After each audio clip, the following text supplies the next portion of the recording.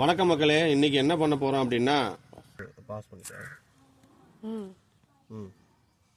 எடுத்துட்டேன். கட் பண்றது கட்டு. இன்னைக்கு கத்தாழ சாறு தான் மக்களே குடிக்க போறோம். இந்த கத்தாழ சாறு உடம்புக்கு அவ்வளவுக்கு நல்லது. இதை எது கூட நம்ம கலந்து குடிக்க போறோங்கிறத இப்ப காட்டுறேன். வச்சுக்க தெரியுதா?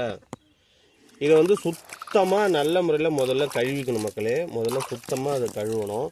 அதுக்கு அப்புறமேட்டுக்கும் இதை நம்ம கத்தியை வச்சு இந்த பக்கத்தையும் இந்த பக்கத்தையும் எடுத்துட்டு இந்த தோலையும் எடுத்துட்டு உள்ளே இருக்கக்கூடிய பகுதி இருக்கு இல்லைங்களா, அந்த பகுதியும் ஒரு 5-6 வாட்டி, குறைஞ்சபட்சம் ஒரு 8 வாட்டி கழுவிக்கோங்களேன். அந்த கசப்பு தன்மையெல்லாம் எடுத்துருவாங்க அந்த தண்ணி. அதெல்லாம் சுத்தமாக நல்ல முறையில் கழுவிக்கணும். இதை முதல்ல இதை சுத்தம் பண்ணும்போது இதோடைய தோலுக்குள்ளே இருக்கக்கூடிய அந்த வெள்ளை பகுதியை நம்ம வந்து முகத்துக்கு யூஸ் பண்ணிக்கலாம், உபயோகப்படுத்திக்கலாம், உடம்பு முழுக்க உபயோகப்படுத்திக்கலாம்.